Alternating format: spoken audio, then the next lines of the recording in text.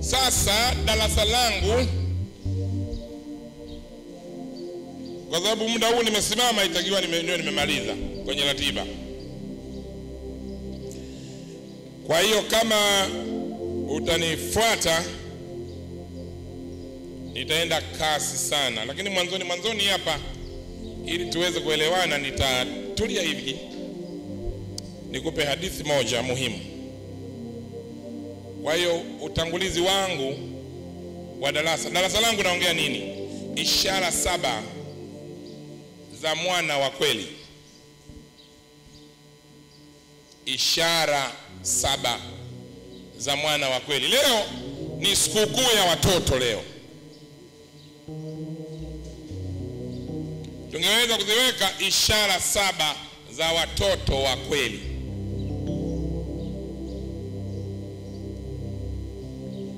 Nataka nikupitishe kwenye hizo ishara 7. Amen. Tuseme tena, ishara 7 za mwana wa kweli. Tena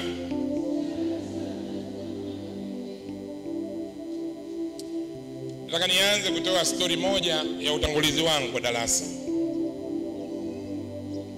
Siku moja mchungaji mmoja mwenye heshima kubwa, ni aina ya wachungaji ambao tunawaita wachungaji wa dunia. Yeye na mkewe walikuwako ofisini. Alafu dada mmoja akaingia ofisini kwa mchungaji yule kwa ajili ya ushauri. Ni kama hivi mimi nakutana na mtu mmoja katika wiki, ndivyo ambavyo mchungaji huyu wa dunia alivyokuwa anafanya.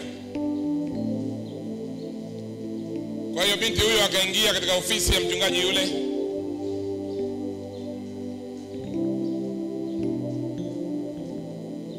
akamwambia yule mchungaji ni askofu.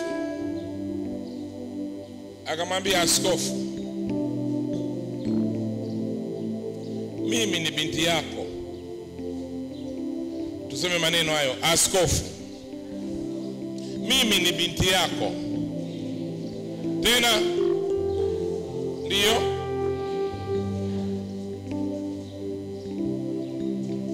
Askofu yule aliposikia hiyo kauli, aliamua kumsahihisha yule binti. Akaisahihisha hiyo kauli na kusema, wewe sio binti yangu. Jaribu kupata picha, unaongea na askofu, unamwambia mimi ni binti yako ama mimi ni kijana wako. Alafu askofu anasahihisha hiyo kauli yako, anasema la hasha, wewe si binti yangu wala wewe si kijana wangu, ila wewe ni mshirika wa kanisa tu. Unajisikiaje?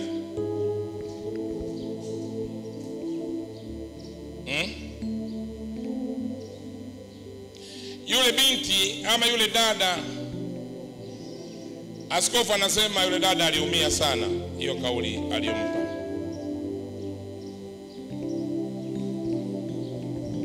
Anasema, lakini mimi kama niliyemsahihisha yule binti kwa ile kauli yake, ili ni lazimu kutoa ufafanuzi. Anasema, akamwambia yule binti, wewe ni mshirika mwema wa kanisa ambaye unatabasamu kila wakati na kututia moyo katika huduma hii tunayoifanya. Lakini hii haikufanyi wewe kuwa binti yangu. Wewe ni mtu mwema, wewe si binti yangu.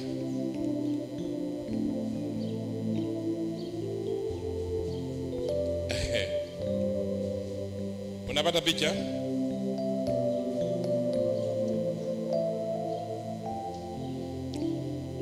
Kuna aina 5 za washirika wa kanisa.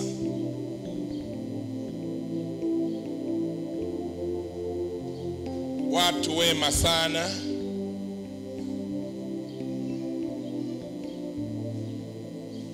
hiyo ni aina ya kwanza. Watu wema sana,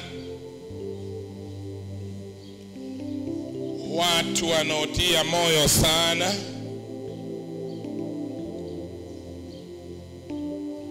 hiyo ni aina ya pili. Watu wanaotia moyo sana, watu muhimu sana, hiyo ni aina ya 3. Watu muhimu sana. Aina ya 4, watu wakuu sana.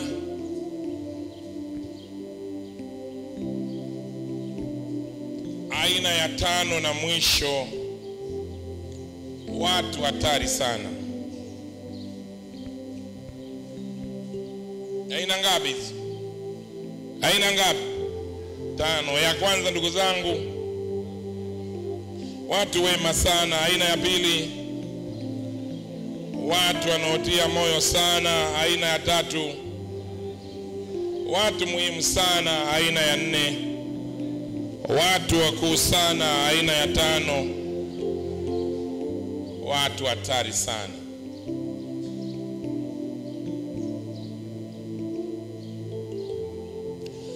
Mchungaji huyu alimuuliza binti yule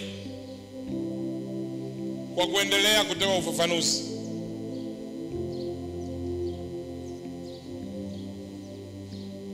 Unapoona watoto wangu wanakimbia katika eneo la kanisa,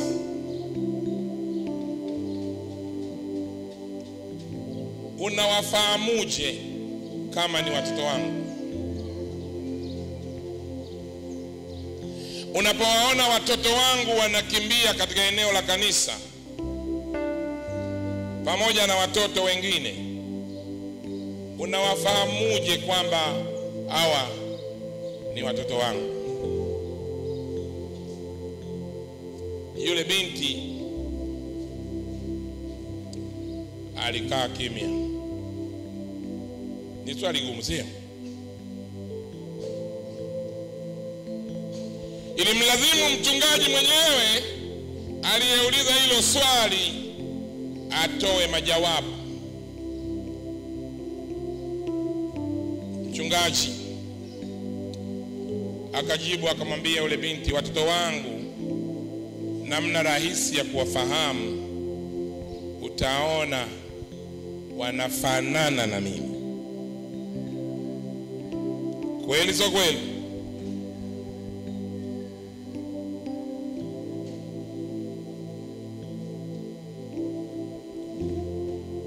Utangulizi wangu wa darasa una maana kubwa sana. Baadaye yule mchungaji alimuuliza yule binti, je, kuna mfanano gani kati yangu na wewe?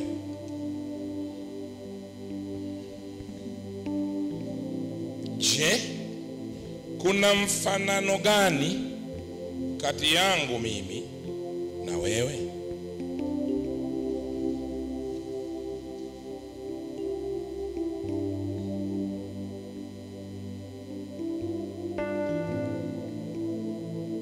Wewe unajishughulisha sana na kazi ya huduma.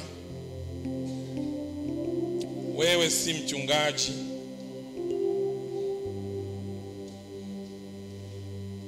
Ufanyi kitu chochote ili kusaidia,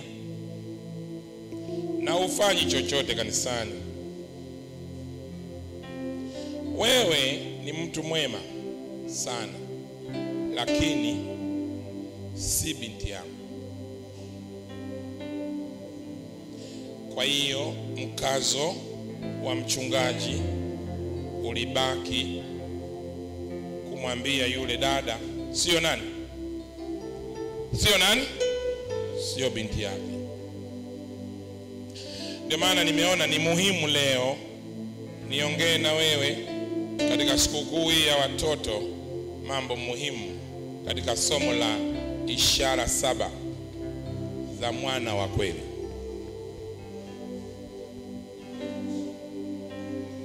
Ishara 7 za mwana wa kweli ama binti wa kweli. Maana tuna wana na tuna binti. Piga kelele, ishara 7 za mwana wa kweli au binti wa kweli. Tena vizuri sana. Kwa kukomboa wakati nataka niziadresi tu bila kuzifafanua, niwe nimemaliza darasa. Ili juma ngapi ambayo Mungu atatupa uzima nikipata kibali nitakuja kutoa ufafanuzi. Jamani, haleluya. Lakini paka hapo mimi na wewe nafikiri tumefika mahali fulani vizuri sana. Ishara ya kwanza ya mwana au binti wa kweli, hufanana na baba yake.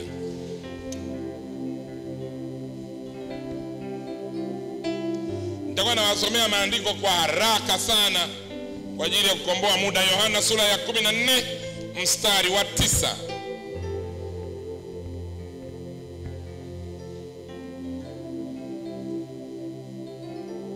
Yesu akamwambia, mimi nimekuwa pamoja nanyi siku hizi zote, wewe usinijue Filipo? Aliyeniona mimi amemuona Baba. Tuseme wote, aliyeniona mimi amemuona Baba. Tena ndiyo, mshike jirani yako mkono, mwambie maneno hayo. Aliyeniona mimi amemuona Baba. Hiyo inaleta uthibitisho wa ishara ya kwanza ya mwana wa kweli. Anafanana na nani? Na baba yake. Ishara ya pili, mwana au binti ni wa siku zote. Unaona? Mwana au binti kwa baba yake ni wa siku zote. Hawi leo mwana kesho akawa si mwana.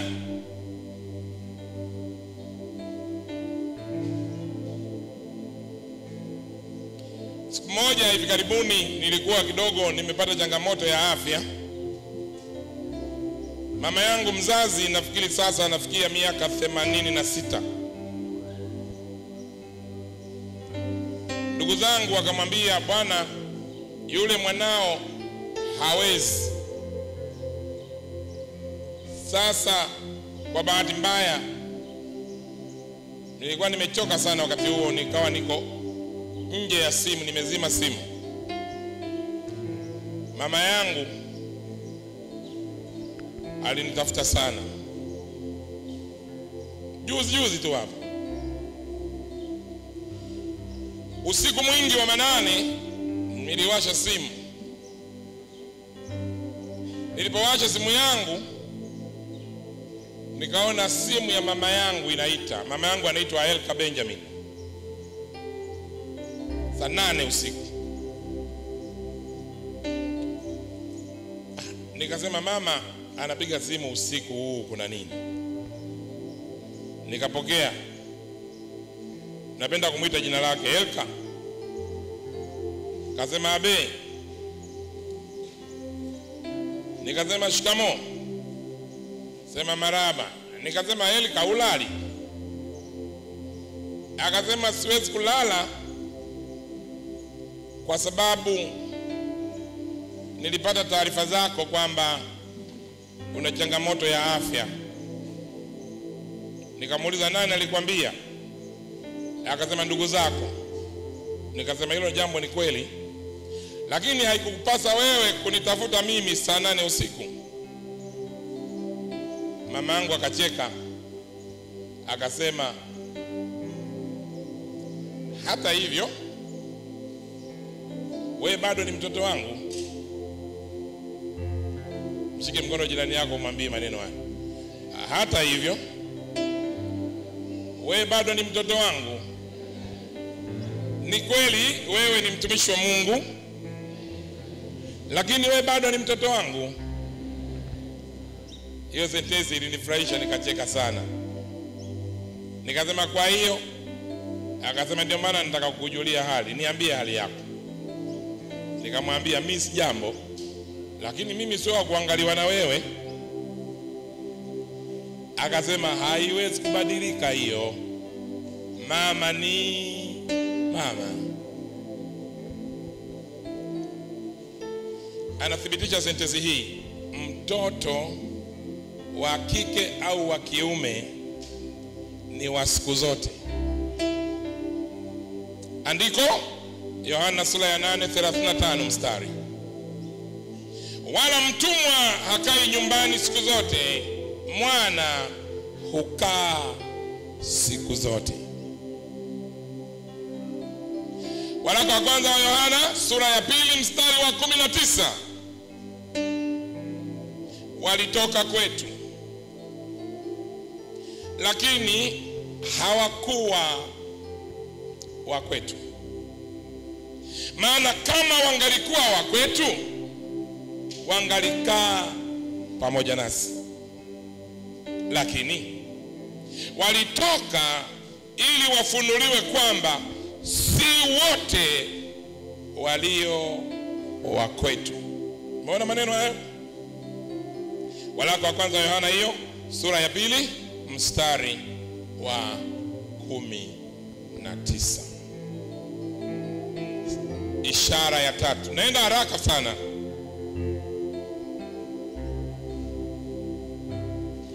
Wana na mabinti huwaamini baba zao kwa kila kitu.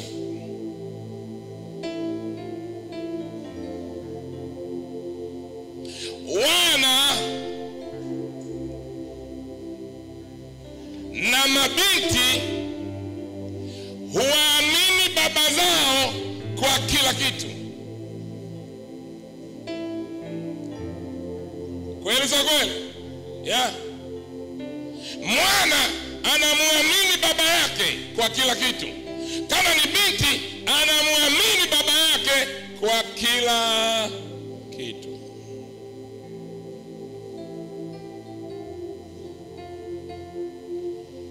Mathayo sura ya 6 mstari wa 9 hadi mstari wa 13.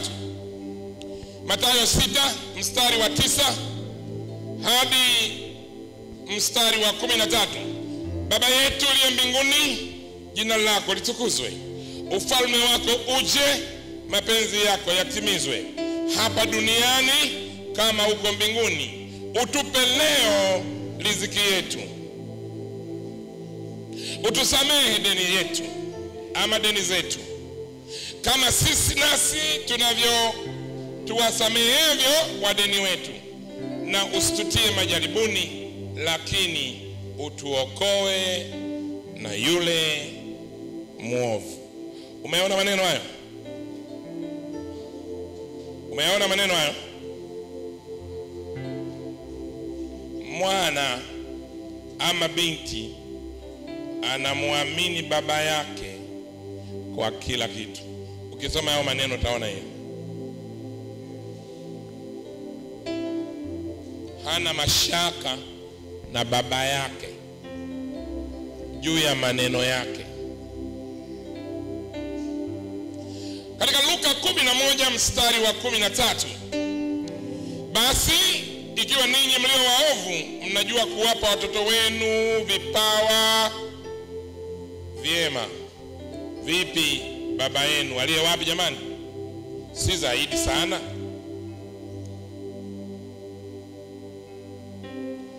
4. Nataka nikimbie nimalize. 4, mwana au binti umheshimu baba yake. Tupige kelele tuseme maneno hayo. Mwana au binti umheshimu baba yake. That's correct. Malaki sura ile ya 1 mstari wa 6. Mwana umheshimu baba yake na mtumishi humcha bwana wake. Basi kama mimi ni baba yenu, heshima yangu iko wapi? Umeona maandiko haya? Basi kama mimi ni baba yenu, heshima yangu iko wapi?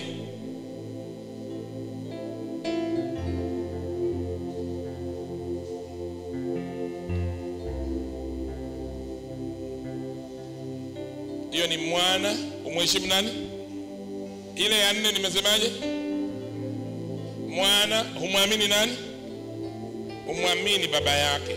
Utaona hata katika Luka 23:46 hadi 47, ile ya mwana humwamini baba yake.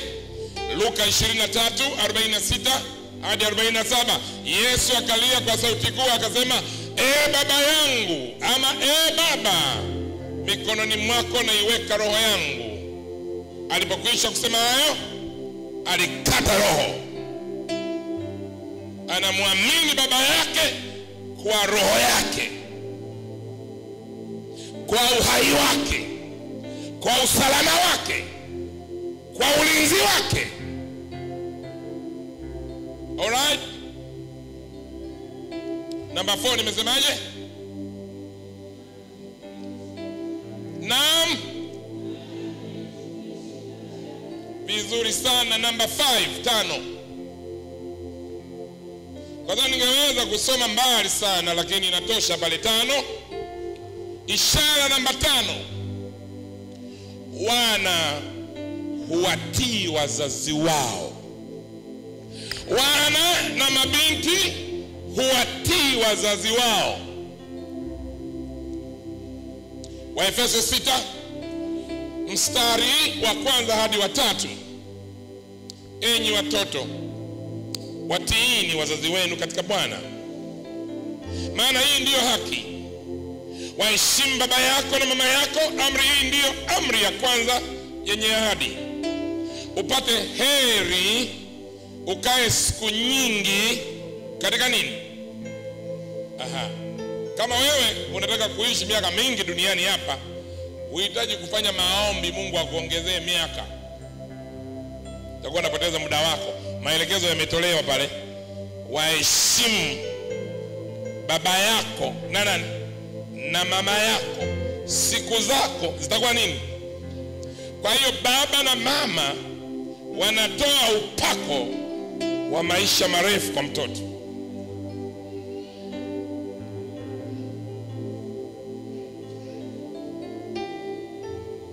Kama nilivyosema, sina muda, niko nyuma ya muda. 6. Wana na binti hufanya yale waonayo baba zao wakifanya. Watoto nyumbani, kwa sababu duniani hapa hakuna mahali popote wanafundisha namna ya kukaa na mwanamke au namna ya kukaa na mwanaume. Hiyo shule imewekwa na Mungu nyumbani, na watoto watapata nafasi nzuri kujifunza namna ya kukaa na mwanamke vile atakavyoona baba yake anakaa na mama yake. Watajifunza namna ya kukaa na mwanaume vile anavyoona mama yake anakaa na baba yake. Hapo ndipo watoto wanaweza kujua ndoa ni kitu cha thamani ama ndoa ni kitu cha hovyo, kutokana na wazazi wao.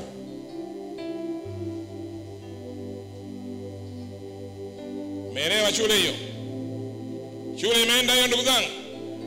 Umenipata? Kwa hiyo ni very important namna unavyoishi na mke wako mbele ya watoto wako, namna unavyomsemesha mke wako ama mume wako mbele ya watoto wako. Kuna waangalizi, observers wako pale, wanaangalia, wana observe. Kumbe ni hivi. Kumbe unaweza, kama wewe ndio bondia umeoa mkeo unamkaba, anasema kumbe wanawake hawa lazima kukabwa.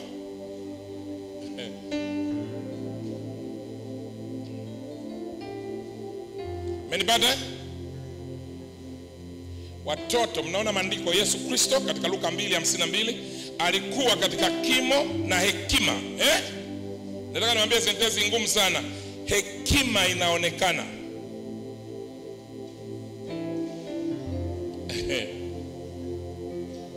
Piga kelele, hekima inaonekana kwa macho. Utasoma vizuri sana jinsi Malkia wa Sheba alivyomtembelea Suleiman. Maandiko yanasema akaona hekima.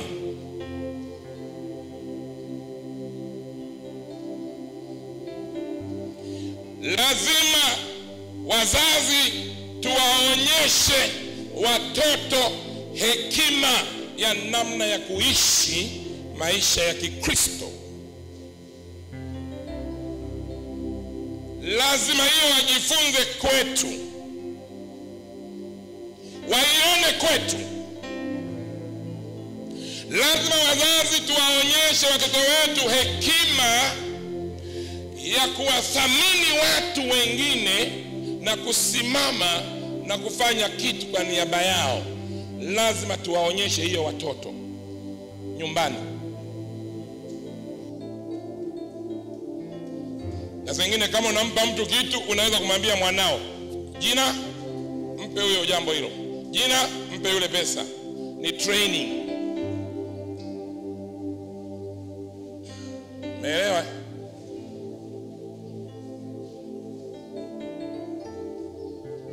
Namna ya kujali watu wengine, namna ya kuheshimu watu wengine, namna ya kuheshimu uhuru wa mtu mwingine, namna ya kuheshimu mipaka ya mtu mwingine. Wanapaswa kujifunza wapi? Nyumbani.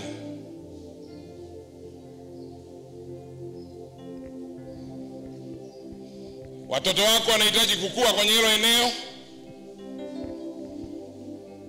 namna ya kupenda watu.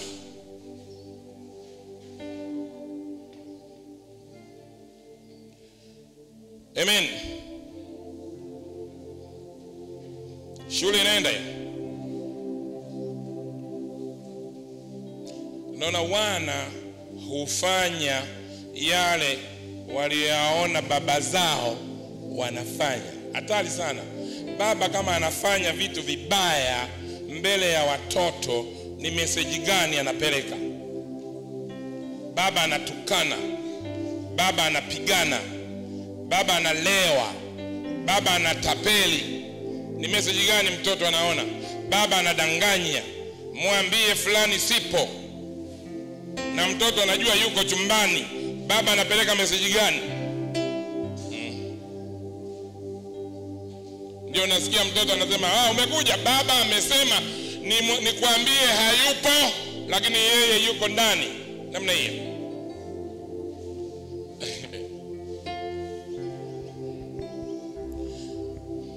Andiko linasemaje? Yohana 5:19. Mwana hawezi kutenda neno ila lile ambalo anamuona baba akilitenda. Kwa maana yake, au kwa maana yote ayatendayo yeye, ndiyo ayatendayo mwana vile vile.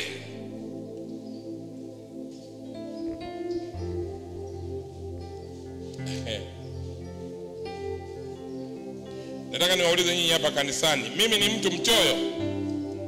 Na hapana. Mimi ni mtu mkorofi? Na hapana. Mimi ni mtu muungwana? Naam, mimi ni mtu muungwana. Una uhakika? Swali langu lingine, wana na mabinti zangu wako wapi? Wana na binti zangu wako wapi? Mpo? Wana wangu na binti zangu mpo? Kama mpo nisikie vigelegele na shangwe, wana wangu na binti zangu mlioko hapa.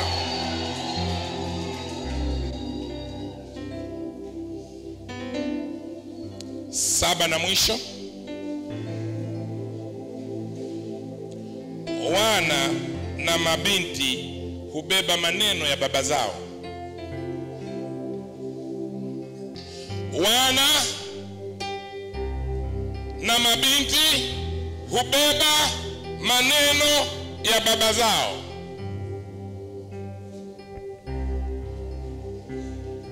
Wana na mabinti hufanya nini?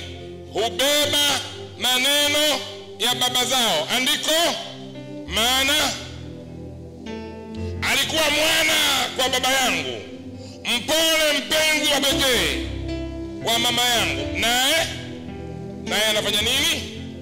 Malaki sura hiyo ya 4 mstari wa 3 hadi wa 4.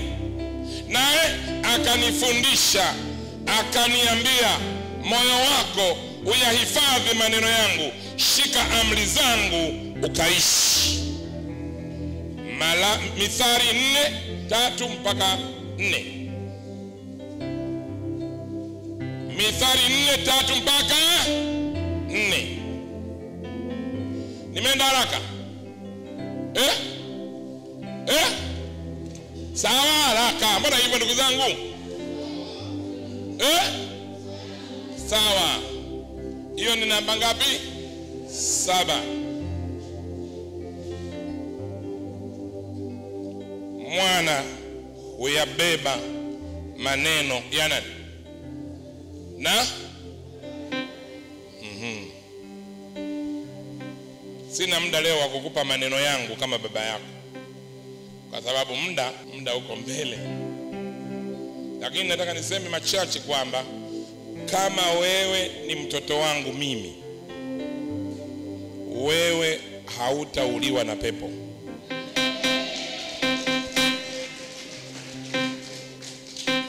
Kama wewe ni mtoto wangu mimi, wewe hautafedheshwa. Kama wewe ni mtoto wangu mimi, wewe hautasahaulika. Kama wewe ni mtoto wangu mimi, wewe hautaaibishwa.